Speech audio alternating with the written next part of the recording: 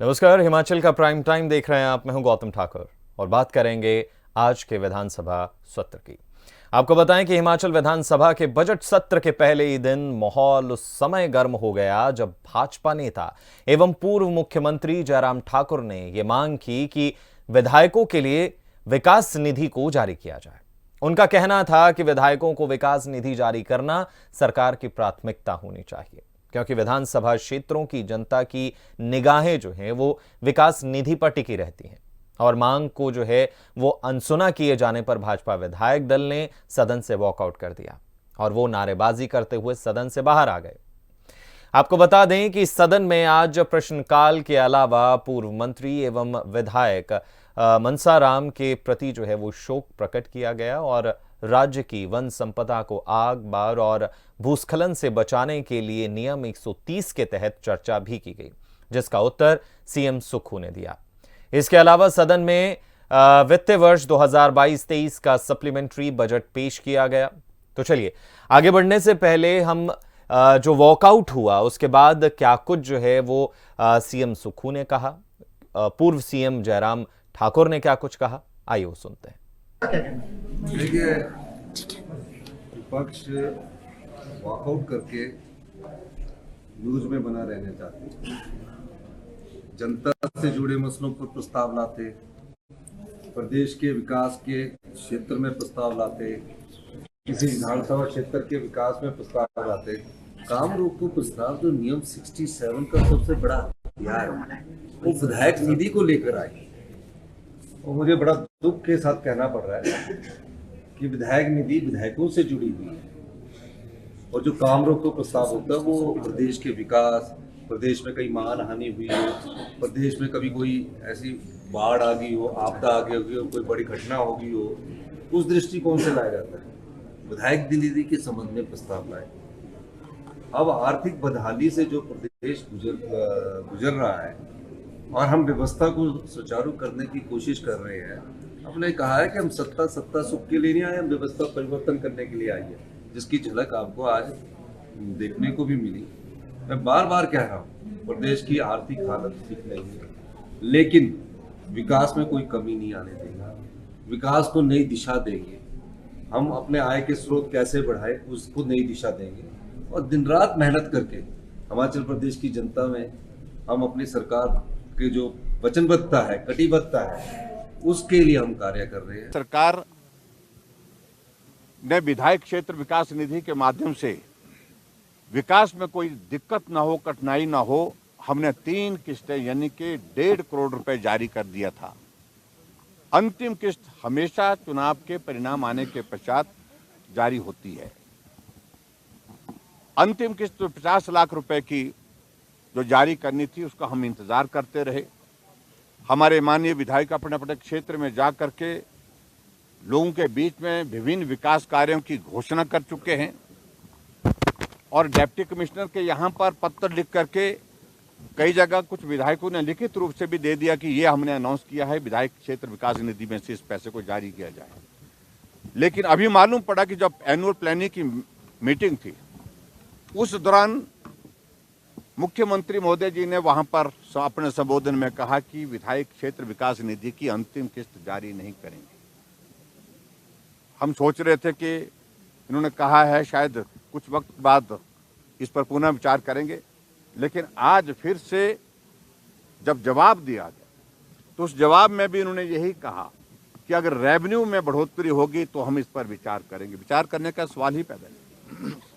और हमेशा मुख्यमंत्री जी बार बार हर जगह पूरे प्रदेश में कह रहे हैं कि बजट प्रावधान नहीं, बजट प्रावधान नहीं।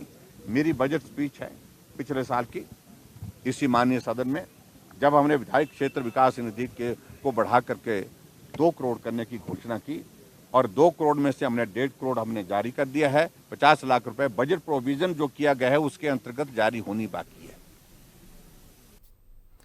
तो विकास निधि का जो है वो मसला रहा जिससे सदन जो है वो गरमाया, माहौल गरमाया और विपक्ष ने जो है वो वॉकआउट किया। तो पूरे बजट सत्र के बारे में कई सवाल जो है वो दिमाग में आते हैं और ज्यादा जानकारी के लिए हमारे साथ हमारे स्थानीय संपादक विजयपुरी जी जुड़ गए हैं। नमस्कार सर। हाँ, नमस्कार गौतम। सर, सबसे पहले तो बात करेंगे इस विकास निधि के बारे में, वॉकआउट के बारे में कि ऐसा क्या हुआ, माहौल इतना गर्मा गया कि उसके बाद जो है वॉकआउट विपक्ष ने किया और उसके बाद जो है मसला जो है वो विकास निधि का लगातार अभी तक जो है वो बयानबाजियां इस पर हो रही हैं। देखिए गौतम, जैसे ही कांग्रेस सरकार सत्ता में आई थी, कांग्रेस सरकार ने ये ऐलान कर दिया था कि विधायकों को जो विकास निधि दी जानी थी उसे अभी नहीं दिया जाएगा।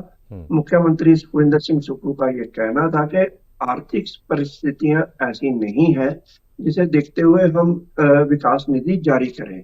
और आज भी ऐसा ही मुख्यमंत्री सुखविंदर सिंह सुक्खू ने कहा है। जबकि दूसरी ओर भाजपा इससे सहमत नहीं है। भाजपा का कहना है कि जब बजट प्रावधान किया गया था, चालू वित्तीय वर्ष के बजट में यह प्रावधान है कि 2 करोड़ रुपए की राशि विकास निधि में खर्च की जाएगी, जिसमें 1.5 करोड़ खर्च किया जा चुका है। जब बजट में प्रावधान है तो उसे मुख्यमंत्री जारी क्यों नहीं कर रहे हैं? तो इसे लेकर भाजपा आज आक्रामक थी और भाजपा ने यह मुद्दा सदन में रखा। जब मुख्यमंत्री अपने बयान पर अड़े रहे और उनका ये दावा रहा कि आर्थिक परिस्थितियां ठीक होने के बाद ही ऐसे कदम उठाए जा सकते हैं, तो भाजपा ने जो है रोष स्वरूप सदन का वॉकआउट किया और नारेबाजी करते हुए उनसे बाहर निकल आए। और आज भी उनका यही मांग है और आने वाले समय भी वो इस मांग को दोहराते रहेंगे 31 मार्च से पहले कि विकास निधि को जारी किया जाए, क्योंकि कुछ विधायक अपने अपने जो है रिकमेंडेशंस दे चुके हैं डीसीज को, तो वो इंतजार में है कि उन्होंने अपने जो मतदाताओं को के लिए जो विकासात्मक कार्यों को अपने नोट दिए हैं धन संबंधी, वो विकास निधि से जारी हो और क्षेत्र का विकास सुनिश्चित हो सके। जी गौतम। सर, दोनों के बयान अगर हम सुने तो एक तरफ जयराम ठाकुर जी हैं जो ये कह रहे हैं कि विकास निधि का जो पैसा था वो मिलना चाहिए क्योंकि जनता उसका इंतजार करती है और विधायक जो हैं वो कई घोषणाएं कर चुके हैं जिसके लिए पैसे की ज़रूरत है। दूसरी ओर सुक्खू कहते हैं, सीएम सुक्खू कहते हैं कि भाई आप कुछ बेहतर चीज़ की मांग करते, आप विकास को लेकर नीतियों की मांग करते, लेकिन आप जो है इस मुद्दे पर जो है वो आपने वॉकआउट कर दिया। दोनों के बयानों को किस नज़रिए से देखें? देखिए, आज सदन में बजट सत्र में पहला दिन था और ये अपेक्षा की जा रही थी कि भाजपा कोई ना कोई मुद्दा लेकर सामने आएगी। पहले ही दिन भाजपा शायद ये नहीं चाहती थी कि जिन संस्थानों को बंद किया गया है उन्हें लेकर सामने आए, इसलिए भाजपा ने विकास निधि को लेकर चर्चा की मांग की। और चर्चा जो है वो नियमों के तहत ही होती है, यदि अध्यक्ष उसकी अनुमति दे तो। अध्यक्ष ने जब इनकी इस मांग को खारिज कर दिया कि इस पर चर्चा नहीं करवाई जा सकती, काम रोको प्रस्ताव को नहीं लाया जा सकता, तो अमूमन हमने देखा कि काम रोको प्रस्ताव जो है बहुत अहम मुद्दों पर होता है। भाजपा की नजर में शायद ये अहम मुद्दा है कि विधायकों को विकास निधि देनी चाहिए और दूसरी तरफ मुख्यमंत्री सुखविंदर सिंह सुक्खू का कहना है कि विकास के अन्य मुद्दे हैं, कोई किसी और मुद्दे को लेकर जो जनहित में होता, अगर उसे लेकर काम रोको प्रस्ताव लाया जाता तो शायद अनुमति दी जाती चर्चा की। लेकिन विकास निधि को लेकर ये कोई ऐसी मांग नहीं थी जिस पर काम रोको प्रस्ताव को चर्चा के लिए अनुमति दी जाए। जी गौतम। सर, इसी के साथ सत्र में जो है वो वन संपदा को लेकर भी जो है वो चर्चा हुई, नियम 130 को लेकर जो है वो बातचीत हुई। क्या है ये, कितना अहम इस पर चर्चा होना है, इसके बारे में बताइए सर। देखिए गौतम, वन संपदा को बचाना और भूस्खलन से होने वाले नुकसान, ये दोनों ही चीजें बहुत अहम है हिमाचल की दृष्टि से, हिमाचल के पर्यावरण की दृष्टि से भी और हिमाचल के पर्यटन की दृष्टि से भी। जी। आपको यह जानकर हैरानी होगी कि लगभग 50,000 से अधिक घटनाएं होती हैं बड़ी आग की हिमाचल के वनों में, और इसके लिए करोड़ों रुपया खर्च होता है इसको बचाने के लिए। और हिमाचल की भौगोलिक परिस्थितियां ऐसी हैं जहां पर फायर ब्रिगेड के कर्मचारी हर स्थान पर नहीं पहुंच सकते। हर साल जो है वो लाखों पेड़ जो है उन्हें नुकसान होता है, और पेड़ों को नुकसान होने के अलावा ये वन्य प्राणियों के लिए भी नुकसानदायक है। ये बहुत अहम चर्चा थी और इसके लिए मुख्यमंत्री सुखविंदर सिंह सुक्खू ने कहा है कि प्रदेश सरकार ठोस नीति बनाएगी ताकि हिमाचल के वनों को बचाया जा सके। मैं आपको बताऊं कि 1919 में हिमाचल प्रदेश में रैपिड फोर्स का गठन किया जाएगा वन संपदा और प्राकृतिक आपदाओं से बचाने के लिए। जो 1919 में रैपिड फोर्स गठित की गई थी उसमें उस समय कुल मिलाकर 26,000 लोग शामिल किए गए थे जो स्वयं आगे आए थे कि हिमाचल में वन संपदा और प्राकृतिक आपदाओं से बचाया जा सके। आज ये संख्या 50,000 से अधिक हो चुकी है। 50,000 लोग इस रैपिड फोर्स में जुड़े हुए हैं।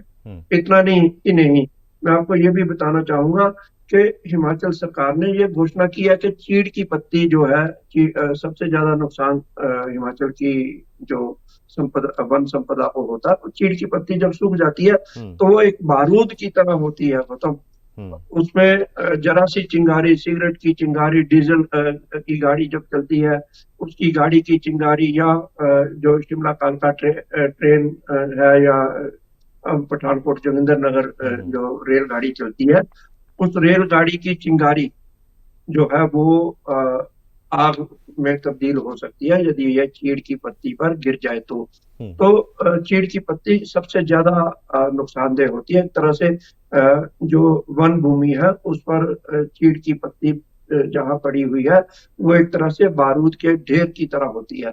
तो इसे चीड़ की पत्ती पर आधारित कई उद्योग लगाए जा सकते हैं, जिनमें फर्नीचर का उद्योग भी है, जिसमें रंग भी बनाया जा सकता है। तो चीड़ की पत्ती पर आधारित उद्योग के लिए जो राज्य सरकार 50% की सब्सिडी भी दे रही है। बावजूद इसके ठोस नीति बनाई जाने की जरूरत है कि भविष्य में वन संपदा को बचाया जा सके।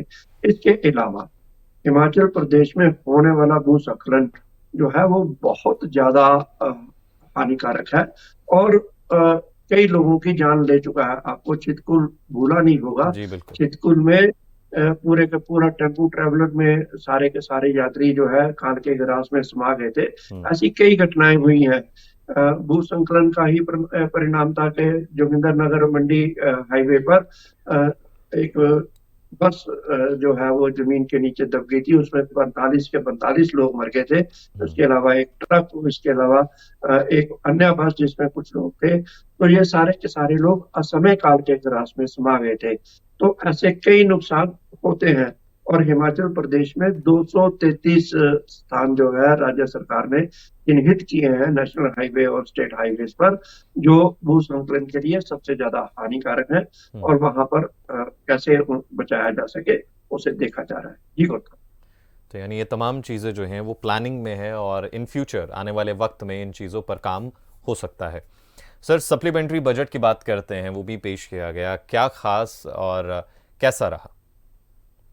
देखिए, सप्लीमेंट्री बजट जो होता है वो ये बजट होता है जो पैसा खर्च किया जा चुका है उसकी अंतिम किस्त को विधानसभा में पारित होने के लिए पेश किया जाता है।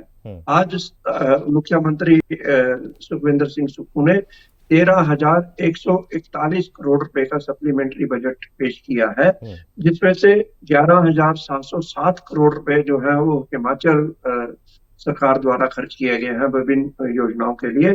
शेष राशि जो है वो भारत सरकार की योजनाओं के लिए खर्च हुई है और अनुपूरक बजट जो है उसे कल पारित कर दिया जाएगा, ऐसा मेरा अनुमान है। इस पर चर्चा अधिक नहीं होती है और इसे पारित कर दिया जाएगा। मैं आपको बताऊं गौतम, आज 2 अध्यादेशों पर भी चर्चा हुई है जी। और 2 अहम अध्यादेश जो हैं वो विधानसभा में लाए गए हैं। पहला अध्यादेश वाटर सेस से संबंधित है। वाटर सेस जो है वो आपको जैसा भी जानकारी होगी, उप मुख्यमंत्री मुकेश अग्निहोत्री और अन्य नेता या मुख्यमंत्री सुखविंदर सिंह सुक्खू ने भी इसका ऐलान किया है। तो वाटर सेस आज वाटर सेस का अध्यादेश जो है वो एक बिल बन गया है। हिमाचल विधानसभा ने इसे मंजूरी दे दी है। इसी प्रकार पूर्व भाजपा सरकार ने नगर निगम शिमला को लेकर जो सीटें बढ़ाई थी पार्षदों की, 41 की थी, वो शायद अब 34 करने का निर्णय ले लिया गया है। इसे भी प्रस्ताव को आज विधानसभा में पेश किया गया और इसे भी मंजूरी दी जा चुकी है। ठीक होता। यानी कि कुल मिला के आज का जो बजट सत्र था वो कुल मिला के बेहतर रहा, हंगामेदार भी रहा और कुछ कामकाज भी हुए हैं। तो शुक्रिया सर तमाम जानकारी के लिए, हमारे साथ जुड़ने के लिए। तो हंगामेदार होने का एक अंदेशा था, अंदाजा था कि जो बजट सत्र है वो हंगामेदार रहेगा और वो हंगामेदार रहा। विपक्ष ने वॉकआउट किया, वॉकआउट करके बाहर आए और सीधे सीधे जो है वो मौजूदा सरकार पर आरोप भी लगाए। अब देखना यही है कि आने वाले वक्त में क्या कुछ तब्दीलियां होती हैं, क्या कुछ नीतियां जो हैं वो पास होती हैं, किस मुद्दे पर चर्चा होती है। तमाम खबरें आपको मिलेंगी हिमाचल टुडे के प्लेटफॉर्म पर। फिलहाल के लिए मुझे यानी गौतम ठाकुर को दीजिए इजाजत और हिमाचल की खास खबरों के लिए बने रहिए हिमाचल टुडे के साथ।